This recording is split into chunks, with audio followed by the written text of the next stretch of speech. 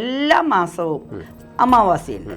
പക്ഷേ 4 വാവുകൾ 12 മാസത്തിലും കറുത്ത വാവ് എന്ന് പറഞ്ഞാൽ അമാവാസി പിതൃക്കളുടെ ദിനം എന്നാണ് ഒരു വിശേഷണം തന്നെയുണ്ട്. അപ്പം ആ പിതൃക്കളുടെ നമ്മുടെ പൂർവികരെ ഓർമ്മിക്കാൻ ഒരു ദിവസം. അപ്പം നമ്മുടെ സാധാരണ 7 തലമുറയിൽ പെട്ടവരെ ഓർമ്മിക്കാനുള്ള ഒരു ദിവസം എന്ന് പറയുന്നത്. കാരണം 7 ജന്മം വരെയാണ് നമ്മുടെ കൺസെപ്റ്റ്. കർക്കിടകം ടീച്ചറെ, ഈ കർക്കിടകം എന്ന് പറയുന്ന സമയത്ത് എല്ലാവരുടെ മനസ്സിനകത്തും വരുന്നത് ഒരു ഭയപ്പാടാണ്. 2 എന്താ പറയുക, ഈ എങ്ങനെ ബലിയിടണം. 3 ആരോഗ്യപരമായിട്ട് നമ്മൾ എന്തൊക്കെ പ്രിക്കോഷൻസ് എടുക്കണം. ടീച്ചർ ഒന്ന് എക്സ്പ്ലെയിൻ ചെയ്യാമോ? കർക്കിടകം എന്ന് പറഞ്ഞാൽ ഭയപ്പെട്ടിരുന്ന കാലമൊക്കെ കഴിഞ്ഞുപോയി. കാരണം എന്താ വെച്ചാൽ ദാരിദ്ര്യമായിരുന്നു എല്ലാത്തിനും. ഇപ്പം അങ്ങനെ ദാരിദ്ര്യമൊന്നും ഇല്ല. എല്ലാം കിറ്റുകളൊക്കെ ഇഷ്ടം പോലെ ഉണ്ട്. പിന്നെ എല്ലാവർക്കും ജോലിയുണ്ട്, എല്ലാവരും ജോലി ചെയ്യാൻ മനസ്സുണ്ട്, ക്ഷേത്രങ്ങളിൽ അന്നദാനങ്ങളൊക്കെ ഉണ്ട്. അപ്പം അതുകൊണ്ട് ഇപ്പം ഭക്തിയുടെ മാസമായിട്ടാണ് കർക്കിടകത്തെ കാണുന്നത്. എല്ലാവരും ഒരു തരത്തിലല്ലെങ്കിൽ, കാരണം ഈ കർക്കിടക മാസം വരുമ്പോഴേ നാലമ്പല ദർശനം എന്ന് പറഞ്ഞിട്ട് ഒരു കൺസെപ്റ്റായിട്ട് ഈ വീട്ടിലെ ഓരോ കുടുംബം എങ്ങനെയാണെന്ന് വെച്ചാൽ ഓരോ വിശേഷങ്ങൾക്കായി ചിട്ടികൾ വരച്ചു തരും. പൈസ ഇങ്ങനെ എഴുതി വയ്ക്കും. എന്ന് വെച്ചാൽ നാലമ്പല ദർശനം ഒരു തീർത്ഥാടനമാണ്. അവിടെ ഓരോ ഭാഗത്തുള്ളവർ പോകും. അതായത് തിരുവല്ലാമല മുതൽ പോകുന്നവരുണ്ട്. തിരുവല്ലാമല അവിടെ ശ്രീരാമസ്വാമി ലക്ഷ്മണസ്വാമി ഒരേ ക്ഷേത്രത്തിലുണ്ട്. പിന്നെ മാറിയിട്ട് 2 അങ്ങനെ പോകുന്നവരുണ്ട്. ഇവിടെ ഇങ്ങോട്ട് അതായത് നമ്മുടെ മുഴിക്കോട് അങ്ങനെ പോകുന്നവരുണ്ട്. രാമപുരം പോകുന്നുണ്ട്. അപ്പം കർക്കിടകം എന്ന് പറഞ്ഞാൽ ഒരു തീർത്ഥാടനം. പിന്നെ അമ്മമാരുടെ ഏറ്റവും പുണ്യമാസം. കാരണം മനസ്സ് തുറന്ന് രാമായണം വായിക്കാം, കേൾക്കാം, എല്ലാം. കാരണം വായിക്കാൻ പറ്റാത്തവർക്ക് യൂട്യൂബ് ഒന്ന് ഓൺ ചെയ്താൽ പിന്നെ ആരുടെ വേണമെങ്കിലും കേൾക്കാൻ പറ്റുന്ന, ഇന്നത്തെ ഓരോ ദിവസത്തെ വായന കേൾക്കാൻ പറ്റുന്ന.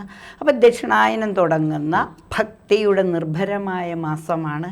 പിന്നെ ഇലക്കറികളൊക്കെ ഇലകൾ, പച്ചക്കറിക്ക് വില പിടിച്ച സമയത്ത് ഇലകളൊക്കെ ഉപയോഗിക്കാം. മരുന്നുകൾ സേവിക്കുന്ന, മരുന്ന് സേവയൊക്കെ നടത്താൻ പറ്റുന്ന ഏറ്റവും നല്ല സമയമാണ് ഈ കർക്കിടക മാസം. അപ്പം അതുകൊണ്ട് തന്നെ കർക്കിടകത്തിന് ഇപ്പോൾ നമുക്ക് ശരിക്കും പറഞ്ഞു കഴിഞ്ഞാൽ ഇല്ലെന്നറിയും അല്ലെന്നറിയും. കാരണം ഓണത്തിന് വേണ്ടിയിട്ടുള്ള തയ്യാറെടുപ്പുകൾ അതുവരെയൊക്കെ ഉണ്ട്.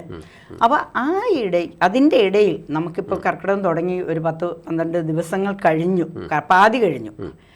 അവിചാരിതമായി ഇടിവെട്ട് മഴയില്ലെങ്കിലും നല്ല മഴ. മറ്റേ കർക്കിടക മാസത്തിൽ കുറ്റിരിട്ടും കാലവർഷത്തിൻ്റെ കെടുതികളാണ് കൂടുതൽ. ഇപ്പോഴും കാലവർഷമുണ്ട്, പക്ഷെ കാലം തെറ്റിയ വർഷമായിട്ട് പുലർച്ചെ മാത്രം മഴ, പകല് മാത്രം മഴ, അങ്ങനെ മഴ അങ്ങനെയാണ്. പിന്നെ അതൊക്കെ പ്രകൃതി അങ്ങനെ തന്നെ പോട്ടെ. പക്ഷെ ഞാൻ പറയുന്നത്, ഒരുപാട് പേര് വാവ് ബലിയെക്കുറിച്ച് ചോദിക്കാറുണ്ട്. അപ്പം എൻ്റെ ഒരു വിശ്വാസത്തിൽ വാവ് എന്ന് പറയുന്ന അപ്പോൾ എല്ലാ മാസവും അമാവാസിയുണ്ട്. പക്ഷേ 4 വാവുകൾ 12 മാസത്തിലും കറുത്ത വാവ് എന്ന് പറഞ്ഞാൽ അമാവാസി പിതൃക്കളുടെ ദിനം എന്നാണ് ഒരു വിശേഷണം തന്നെയുണ്ട്. അപ്പം ആ പിതൃക്കളുടെ നമ്മുടെ പൂർവികരെ ഓർമ്മിക്കാൻ ഒരു ദിവസം. അപ്പം നമ്മുടെ സാധാരണ 7 തലമുറയിൽ പെട്ടവരെ ഓർമ്മിക്കാനുള്ള ഒരു ദിവസം എന്ന് പറയുന്നത്. കാരണം 7 ജന്മം വരെയാണ് നമ്മുടെ കൺസെപ്റ്റ്. അപ്പം 7 തലമുറയിൽ പെട്ടവരെ ഓർമ്മിക്കാൻ, നമ്മുടെ മരണപ്പെട്ട 7 തലമുറയിൽ പെട്ടവരെ അവർക്ക് അവരുടെ ഒരു വർഷം തികയുന്നത് കർക്കിടക മാസത്തിലെ ആണത്രേ, ആ വാവിനാണ്. അപ്പം അന്ന് എല്ലാ പിതൃക്കളെ അഴിച്ചു വിടുക. നിങ്ങൾക്ക് നിങ്ങളുടെ വീട്ടുകാരൊക്കെ നിങ്ങളെ ക്ഷണിക്കും. അപ്പം നിങ്ങൾ പിതൃലോകത്ത് നിന്ന് അവർക്ക് ഒരു ദിവസത്തെ അവധി കൊടുക്കുകയാണ്. എന്നിട്ട് നിങ്ങൾ പോയി നിങ്ങളുടെ വീട്ടുകാർ നിങ്ങൾക്ക് ഭക്ഷണമൊക്കെ എല്ലാം നിങ്ങൾക്ക് വേണ്ടതെല്ലാം തരും, വസ്ത്രം തരും, എണ്ണ കൊടുക്കും. അങ്ങനെയല്ലോ, നൂലിടുമല്ലോ, പിണ്ണത്തിൽ നൂലിടും. അപ്പം അത് വസ്ത്രമായി, പിന്നെ എണ്ണ അതിലൊഴിക്കും, പിന്നെ ഭക്ഷണം കൊടുക്കും, ഒക്കെയാണല്ലോ സങ്കല്പം. പിന്നെ തീർത്ഥം ഇഷ്ടംപോലെ ജലം കൊടുക്കും എന്നൊക്കെയാണ് സങ്കല്പം.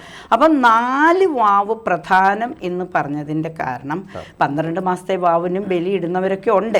അതെന്താണെന്ന് വെച്ചാൽ സാധാരണ ഈ 4 വാവാക്കി നമ്മുടെ നേരത്തെ തന്നെ തീരുമാനിക്കപ്പെട്ടതിൻ്റെ കാരണം, ഇപ്പോൾ ഒരാൾ മരിച്ചു, ഇപ്പം അച്ഛൻ മരിച്ചു. എൻ്റെ വീട്ടിൽ ഞങ്ങൾ 5 പെണ്ണുങ്ങളാണ്. അപ്പം ആ വീട്ടിൽ പിന്നെ അച്ഛൻ്റെ കുടുംബക്കാരും ഉണ്ടാവുമല്ലോ. മരണം കഴിഞ്ഞിട്ട് ആ ഒരു ബലിയിടുന്ന സന്ദർഭത്തിൽ നമ്മൾ ബലിയൊക്കെ കഴിഞ്ഞു, കഴിഞ്ഞ് അടുത്ത വർഷം അച്ഛൻ്റെ പിതൃകർമ്മങ്ങൾ വർഷത്തിൽ ഒരിക്കൽ ബലിയിടണം. അപ്പോൾ ആ ബലിയിടുന്ന സന്ദർഭത്തിൽ ശ്രാദ്ധം എന്നാ പറയുക, ബലിയിടുന്നതിന് ശ്രാദ്ധം എന്നാ പറയുക. അപ്പോൾ ശ്രാദ്ധത്തിന് അവിടെ ആർക്കെങ്കിലും പറ്റാതെ വരും. ആ വീട്ടിൽ വെച്ച് ചെയ്യലിപ്പോൾ ഇല്ല, എന്നാൽ തന്നെ ഉണ്ടെങ്കിൽ അവിടെ ഒരാൾക്ക്, ഇപ്പം എനിക്ക് മുടക്കം വന്നു, പീരീഡ്സ് എന്ന് പറയുന്ന എന്തെങ്കിലും ഉണ്ടെങ്കിൽ, അതുപോലെ തന്നെ അവിടെ പുല വരാം, വാലായ്മ വരാം, എന്തൊക്കെ വരാം. ഒരാൾ പ്രസവിച്ചാൽ വാലായ്മയാണ്.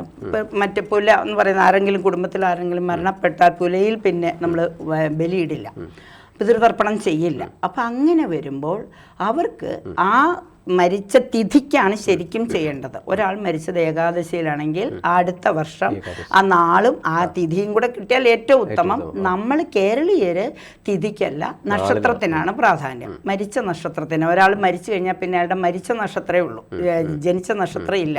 അപ്പോൾ ആ മരിച്ച നക്ഷത്രത്തിന് ബലിയിടാൻ പറ്റാത്ത സാഹചര്യമാണെങ്കിൽ അവർക്ക് നമ്മൾക്ക് ഒരു നിർദ്ദേശം തന്നിരിക്കുന്നത് തൊട്ടടുത്ത കറുത്തവാവിന് ഇട്ടോളൂ.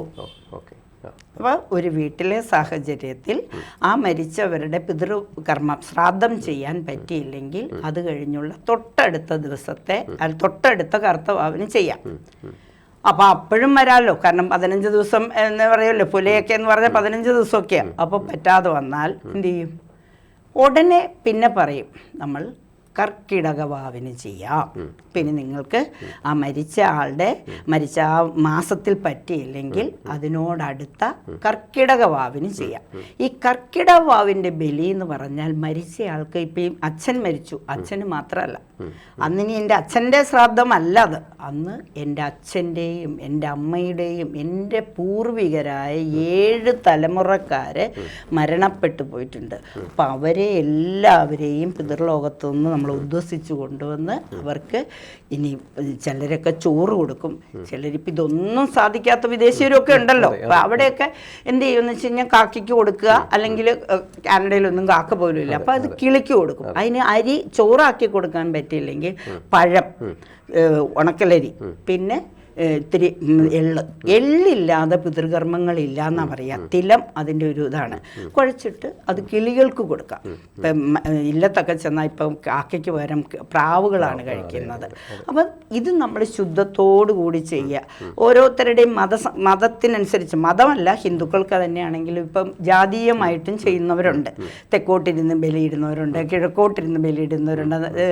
നായന്മാർക്കൊക്കെ ആണെങ്കിൽ പറയുക ആണുങ്ങളെല്ലാം തെക്കോട്ടിരിക്കണം, പെണ്ണുങ്ങളെല്ലാം കിഴക്കോട്ടിരിക്കണം എന്നൊക്കെ അതൊക്കെ ഒരു വിശ്വാസങ്ങളാണ്. പക്ഷേ ഇപ്പോൾ ഏക സ്വഭാവത്തിൽ ഒന്നിച്ചൊരാൾ പറഞ്ഞു തരും, അതെല്ലാം ഏറ്റു പറഞ്ഞു തരും. ഇതൊക്കെ എന്താണെന്ന് വെച്ചെന്നറിയോ, ഇതൊക്കെ ഒരു ചടങ്ങ് എന്ന് പറഞ്ഞാൽ അവർ സ്വത്തിന് അവകാശം പറയുമല്ലോ. എൻ്റെ അച്ഛൻ്റെ സ്വത്ത് എനിക്ക് വേണം, എൻ്റെ അമ്മയുടെ സ്വത്ത് എനിക്ക് വേണം. പൈതൃകം എല്ലാം പൈതൃകങ്ങളാണ്. പിതാവിൽ നിന്ന് അല്ലെങ്കിൽ നമ്മുടെ പൂർവികരിൽ നിന്ന് ലഭിക്കുന്ന എല്ലാത്തിനും നമ്മൾ കണക്ക് പറയുന്ന നമ്മൾ അവർക്ക് ചെയ്യേണ്ട കാര്യങ്ങളും ചെയ്യേണ്ടതില്ലേ? സ്വത്ത് നമ്മൾക്ക് ആവശ്യമാണെങ്കിൽ, അവരുടെ അനുഗ്രഹം നമുക്ക് ആവശ്യമാണെങ്കിൽ എന്ത് ചെയ്യണം? അവർക്ക് വേണ്ടതും നമ്മൾ എത്തിക്കാൻ നമ്മൾ ബാധ്യസ്ഥരാണ്. അപ്പോൾ അതുകൊണ്ട് പിതൃകർമ്മം ചെയ്യുമ്പോൾ ഒരാൾ ഈ മരിച്ച ഒറ്റയ്ക്ക് അവർ നിൽക്കില്ല, അച്ഛനായി നിൽക്കില്ല. അവിടെ അച്ഛൻ്റെ കുടുംബത്തിലുള്ളവരെ ഒന്നിച്ച് ചേരുന്ന പറയുന്നത്. അങ്ങനെ ഒന്നിച്ച് ചേരുമ്പോൾ അവർ പിതൃസമൂഹമായി. അപ്പോൾ കൂട്ട നമസ്കാരം വേണം ചെയ്യാം. നമുക്ക് പിതൃ നമസ്കാരം, കൂട്ട നമസ്കാരം ഒക്കെ വേണമെങ്കിൽ ചെയ്യാം. അത് വീട്ടുപേര് പറഞ്ഞിട്ടാണ് അത്ര അധികവും നമ്മൾ ഈ കർക്കിടക വാവ് ബലി ചെയ്യുന്നത്. അപ്പോൾ നമ്മുടെ എല്ലാ പൂർവ്വം മരിച്ചുപോയ ഒരു അബോർട്ടഡ് ബേബിയെ വരെ സങ്കല്പിക്കണമെന്നാണ് പറയുന്നത്. കാരണം അതിൻ്റെ കുറ്റമല്ലാതെ ഈ ലോകത്ത് ജന്മം എടുക്കാൻ വെമ്പി ഒരു ഒരു ജീവന്റെ തുടിപ്പ് അതിലും ഉണ്ടായെന്ന് പറയുന്നത്. അതിന് നമ്മൾ ചിലപ്പോൾ ഈ ക്ഷേത്രങ്ങളിൽ തിരുവോണം ഊട്ടി കണ്ണൻ്റെ അമ്പലത്തിൽ തിരുവോണം ഊട്ടെന്നൊക്കെ പറഞ്ഞിട്ട് നടത്തും ഈ അബോർട്ടഡ് ബേബിക്കും. ജ്യോതിഷവുമായി ബന്ധപ്പെട്ട എല്ലാ വിശേഷങ്ങളും നിങ്ങളിലേക്കെത്താൻ ABC ജ്യോതിഷം സബ്സ്ക്രൈബ് ചെയ്യുക.